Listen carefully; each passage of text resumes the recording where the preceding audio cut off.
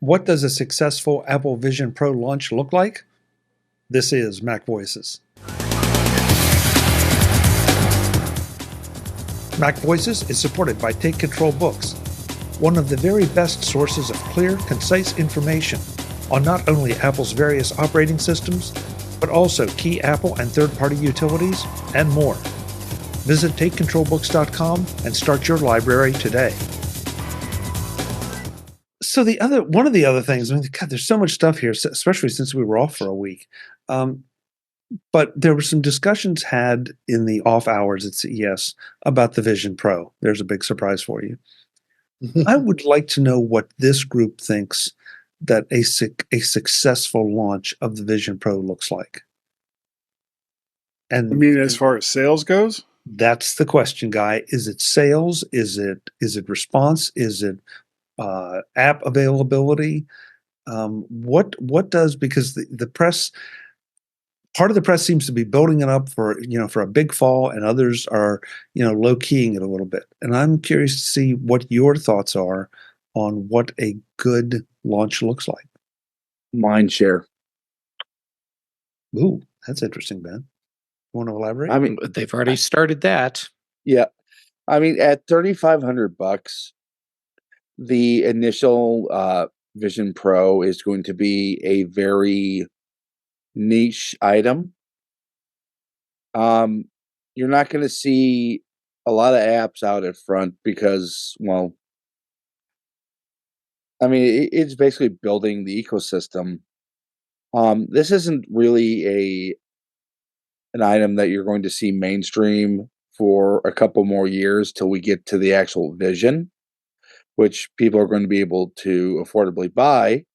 But this is Apple saying we have to start somewhere, and we basically have to keep that anticipation up. So when it is affordable, people go out and buy them in droves. Okay. I think success will be if they're still selling them or some version of it 2-3 years after launch.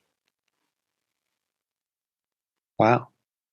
Well, it'd certainly be failure if they weren't, but I can't. That's hard to imagine. Well, failure at that level. This seems to be like Tim Cook's vision of what he wanted to do, where he wanted to take the company. Instead of just being a follower of what the company was already doing under Steve Jobs. So if for whatever reason it's considered a failure because of lack of sales or lack of applications or lack of this or lack of that, there's always that possibility that Apple will just say, this isn't really working out the way we thought it was going to, and we're just going to pull the plug. So if they're still selling them 3 years from now, hopefully at a very, very reduced price than what they're currently selling, then I think it'll be a success. But I don't think success is going to be achieved in the first year of this device being on the market. Naysayers and tech analysts aside, because there's nothing they seem to like better than to try to take Apple down a peg or two. So, I mean, we'll see if this is still being sold 3 years from now, or if what Meta is selling, which is granted not even close to what the Vision Pro is supposed to be, but it's also, 1/10 of the price. So for the people that are looking for something like the Vision Pro or what Meta is selling, will the price be the deciding factor in whether they buy something from Meta or whether they get something from Apple? I think.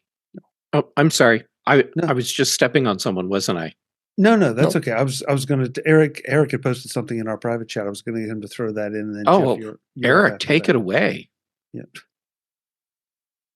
I think a successful launch is having two things you can do with it, like within the first couple of weeks. Movies is sort of the obvious thing.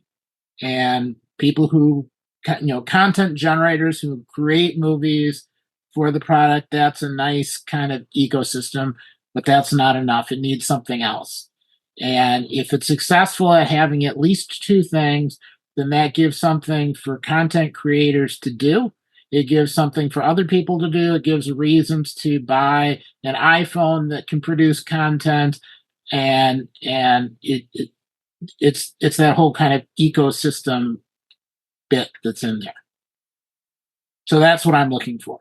I want more than one thing, and something that lets the rest of the Apple products kind of produce stuff to consume on the Vision Pro.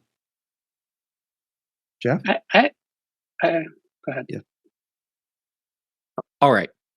So when I look at successful launch, I'm looking at the actual product launch, and if the product is successful, that's something separate from a successful launch. So 3 years from now, we'll know if this product category is going to be successful. What we need for successful launch, I think, is first, the purchase process needs to be smooth.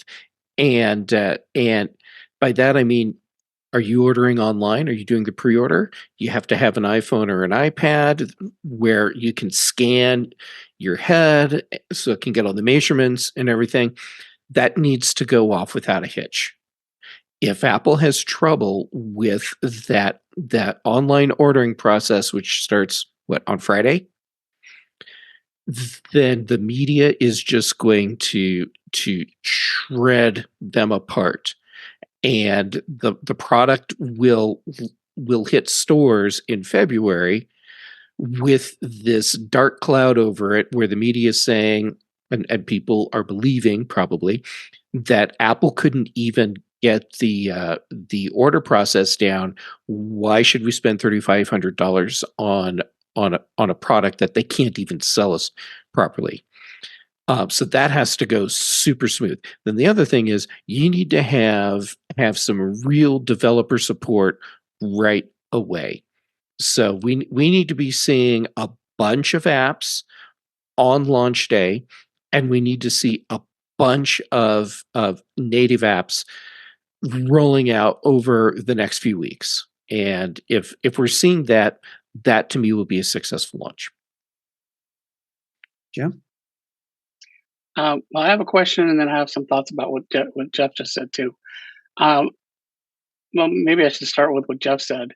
I'm not sure that developer buy-in right away is really that important on this device. For example, look, here we are 10 years later, and I would say developer support for the watch isn't that big of a deal. Most people don't do a lot with apps on their watch, especially compared to when the thing was launched. Apple made a huge deal about apps, and I think that the story on apps now 10 years later, it doesn't match up to the hype of 10 years ago, which that watch is a great device. It's a huge success. I love it. It just turns out that apps aren't, I mean, I'm glad there are apps, but even if there weren't any, I think, it wouldn't change the story that much. I think your take on the Apple Watch part, that's absolutely valid. And you're totally right. Apps turned out to not be that big of a thing for the watch. And I think the difference here is that Apple is presenting Vision Pro as a new computing platform, as opposed to what the Apple Watch was, which is, here's a new device in the iOS family. And it sure looked like they were presenting the watch as a new platform in 2014. And remember that iPad apps can run on the Vision Pro. Yeah. The Vision Pro. So there's going to be apps, not necessarily optimized, but I mean, if there's no apps 2 years from now, that could be a problem, but it may not be, because it depends on, we don't really know what the use cases are. And it may be that the use cases are limited, that to the extent that third-party apps don't turn out to be that important. We just don't know yet. That's another And great maybe, Apple Watch comparison right there, because the yeah, Apple Watch, I think it's Apple very, didn't know what it was going to be really when it came out. And I think yeah. you're right. Same thing with Vision Pro. And I also wonder about, I can't imagine that they could screw up the buying process so much that there would be a negative media firestorm by the time of February 2nd. For one thing, they're not going to deliver any before February 2nd. So, you Yeah, know, but I mean, the pre-order if people wind part, up, well, I mean, maybe, you know, people start getting ones and they don't fit their head or something like that, but we won't know that yet. That won't have happened yet. So it's hard for me to imagine. Anyway, my original thought that got me to raise my hand, and it kind of um, anyway is this question, because I heard Chuck originally say, will you know, what will it take for it to be a success? Not necessarily just the launch, but just I took that to mean in general. So my question is the Quest a success? And I don't really know. But you know, maybe we can look at that and decide if we think that's a success or not, as a measuring tool for where we think, you know, Vision Pro has to be for it to be a success. Let's see, Dave. No, I just was going to add, you know, Jeff covered a lot of the stuff as far as the experience goes. The glassware, being able for people who have glasses, got to pay an extra $149 for that. If you have readers, $99 for that. So that experience is going to be of interest because, you know, Jeff wears glasses and many others on this panel do. So that's going to be such an important experience. I just saw today there was a number of the media that got to actually go to New York City today and do a demo of it, including The Verge and Gadget, and I think Wall Street Journal. Joanna Stern got to do it, and a lot of them were talking about the weight and the comfort. You know, they were doing a single band versus a dual band. Those are the kind of things I'm thinking that, just to tap on Jeff's the experience of the purchase is going to be interesting. I still think that this device is going to sell out. I mean, they're going to, you know, rumors were saying there's going to be anywhere between 40 and 80,000 devices available at launch, and I wouldn't be at all surprised that Apple does sell out of them, only because there's just so many people of interest of this device and to see where it goes. They also said that the App Store has got opened up as of today, is just to hit on Jim's comment about apps and how important they're going to be. So there are developers out there, obviously, that have developed for it, and they're looking to see how that's going to go on their end. So there's a lot of what ifs on this, but I think those are some of the key things I think that's going to make of it success, and it will be interesting to hear what people's experiences are. Webb, do you have any thoughts on what this is going to be? What a success would look like? Yeah, the first question is, how do you define success? You know, 40, 80,000 units, they sell those. Is that going to be considered successful? Could be. I was going back to remember the original HomePod, and they had that out for a couple of years, and then they dropped it. Was that a failure? I think it was a recalibration. They a couple of years later they came out with the new HomePod, and they had the minis on top of it. So I do think that they overpriced this thing for a reason, that they didn't want to get it overrun. I think the $3,500 price plus the eyeglass insert, which I would have to get. I think that's they're trying to not lessen demand, but try to control demand a little bit. And there is a lot of speculation. I've heard some things. I think I read it today. It could have been yesterday. That some of the Disney's, when they first announced it at WWDC, and they reiterated that they're going to have content available as an app platform. I think the thing that has me most concerned about is probably battery life. That external battery and being able to how long will the battery last? For will last through a whole 2-hour movie. Probably, I think they probably thought about that, but the battery life has me concerned. I will go on record right now that I'm seriously thinking about getting one, just because I'm an early adopter and I just want to play with it. But I think one of the problems that I have, and this will be my last comment. Normally, when you have something like this, you want to share it.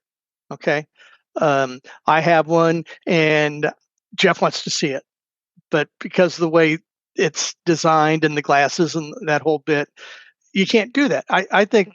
Yeah. I don't know how to get around that, but I think that could be a problem. It's $3,500 customized blindfold, So I think that's interesting too. But I'm thinking about getting one now. Reading about some of the content. I also want to go on record that right before CES, I asked the question in the Slack. Do you think Apple's going to say anything? And sure enough, they did. So I thought that was interesting too. They kind of want to get ahead of CES. So Yeah, because I mean they always try to steal, and usually succeed a little bit of CES's thunder, because this is potentially going to be the hot new gadget, and it's nowhere to be seen, or it's not at CES at all. I don't disagree with the guy. It could also be a huge fall, a huge blunder too. It could go either way. Well, I guess there were a couple comments made here that I would like to address. Let me put the camera back to where it's supposed to be.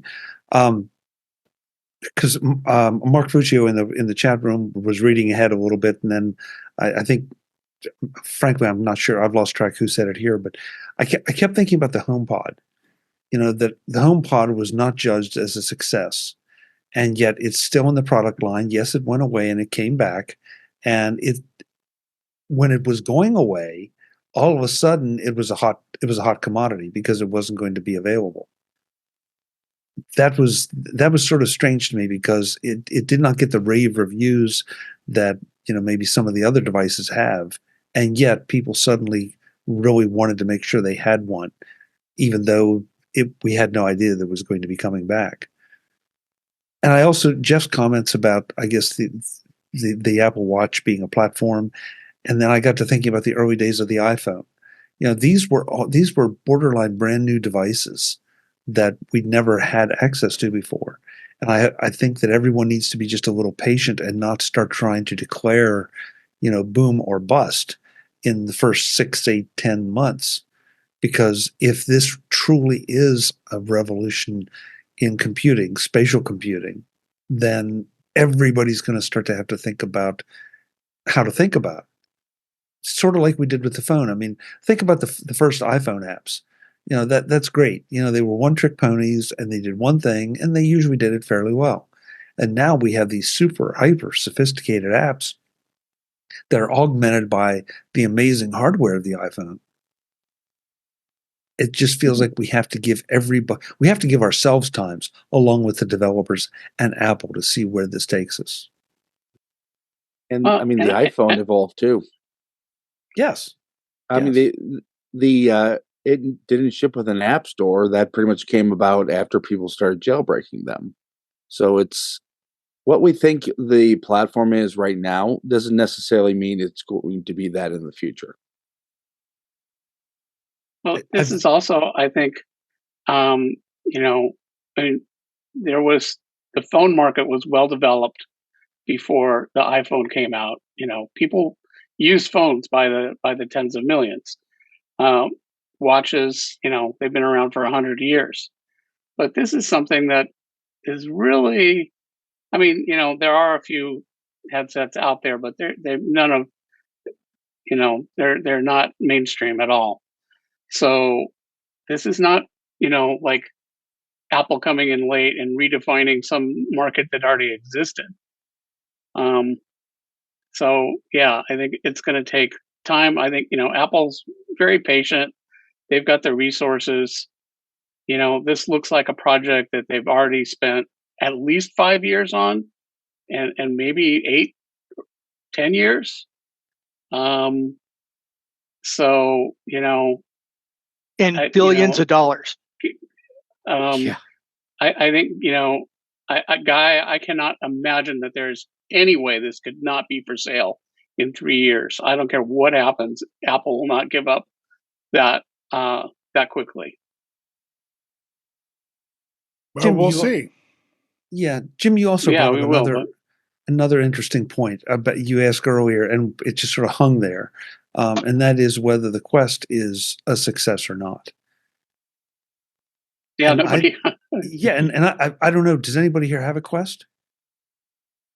That's what I thought. I know people that have them, but okay. So if there's anybody in the chat room that does, please let us know. I don't know that we're qualified to make that judgment, but I don't see much in the way of talk about people using the Quest outside of gaming. That's where it's basically a gaming device. Right. Yeah. My experience using a Quest, I have a friend that has one. It was a suboptimal experience. There's no way to account for glasses. Well, there are now third-party aftermarket solutions for glasses for a Quest, but it's uncomfortable to wear. It doesn't balance on your face very well. You have wires running everywhere. Every time you go to use the thing, we had to recalibrate for where you were in the room and where the sensors were, and you spend about 10 minutes using the thing, and it's like,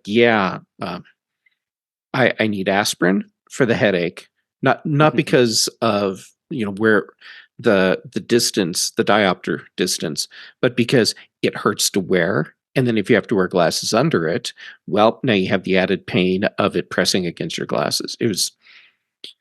If Apple can give people comfort wearing this, I bet there will be people that'll say, I don't care what it costs.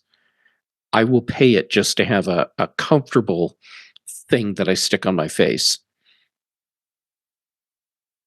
I have been woefully negligent in trying to keep up with the chat room tonight because they've been very active, and there's some great points that have gone by that I haven't. I'm sorry, I haven't been able to slide them into the conversation.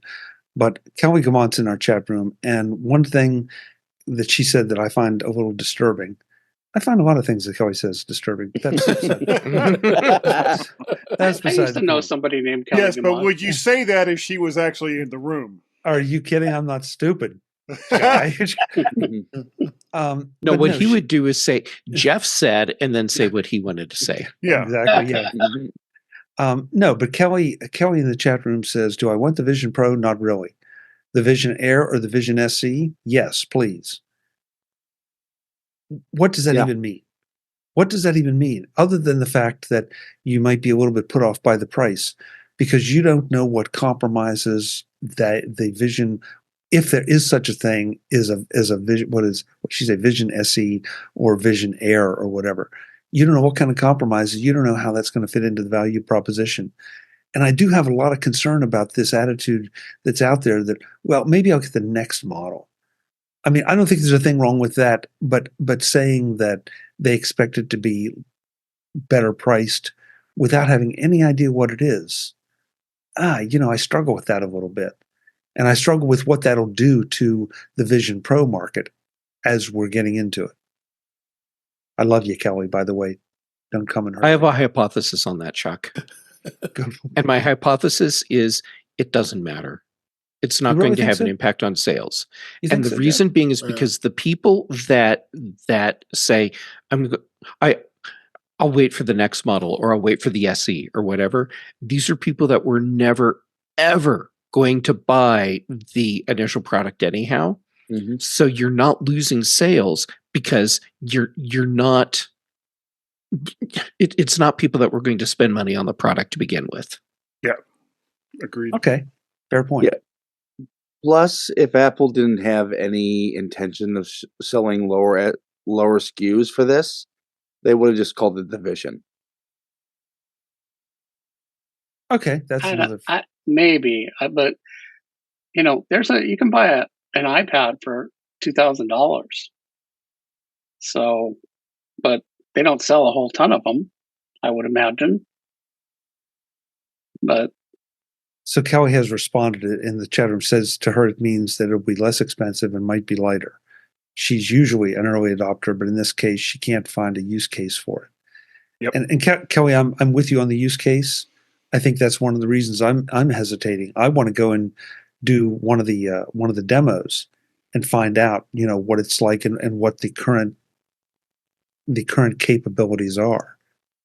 So I'm because listen, I know plenty of people, some very notable people that scoffed at. Well, I'm never going to pay that for an iPhone. Why would you pay that much for a phone? Are you insane? At $399. Yes. well, it started at 600, which I paid. Which I did too, Jim. Yeah. But, Same. But we all can see the use cases. And of course, now they're way more expensive than that. And we're still buying them. Yep.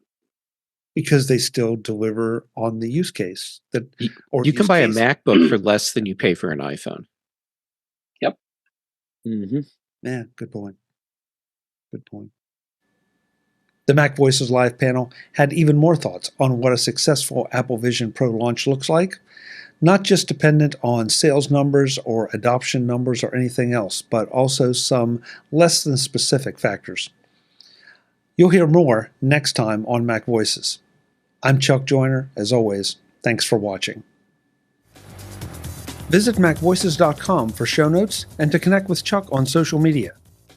Get involved in our Facebook group or like our Facebook page, and get more out of your Apple tech with MacVoices Magazine, free on Flipboard and on the web. And if you find value in it all, consider supporting us through either our Patreon campaign at patreon.com/MacVoices, or by making a one-time donation via the PayPal link on our front page and in the show notes of each episode.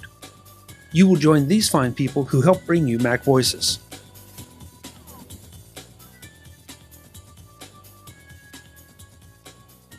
Advertising handled by Backbeat Media at backbeatmedia.com. Bandwidth provided by CacheFly at cachefly.com.